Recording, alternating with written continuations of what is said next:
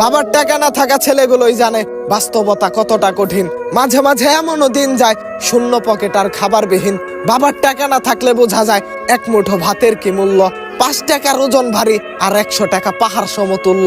যার বাপের টাকা নাই তাদেরকে সবাই অবহেলা করে। ছেলেটা বড়ই অভাগা, জন্ম হলো গরিবের ঘরে। টাকা দিয়ে আজকাল মানুষের সফলতাটা করা হয় নির্ণয়। জিরো থেকে হিরো হয়েছে এমন মানুষদের সংখ্যাও কিন্তু কম নয়। ছেঁড়া কাথায় শুয়ে লাখ টাকার স্বপ্নটাও হবে পূরণ যদি প্রচেষ্টার কমতি না থাকে। সফল তুমিও হবে যদি উপরওয়ালা ভাগ্যে লিখে রাখে। সফলতা বলে কয়ে আসে না, চেষ্টা চালিয়ে যেতে হয়। প্রচন্ড ইচ্ছা শক্তি থাকলে হবে না তোমার পরাজয়।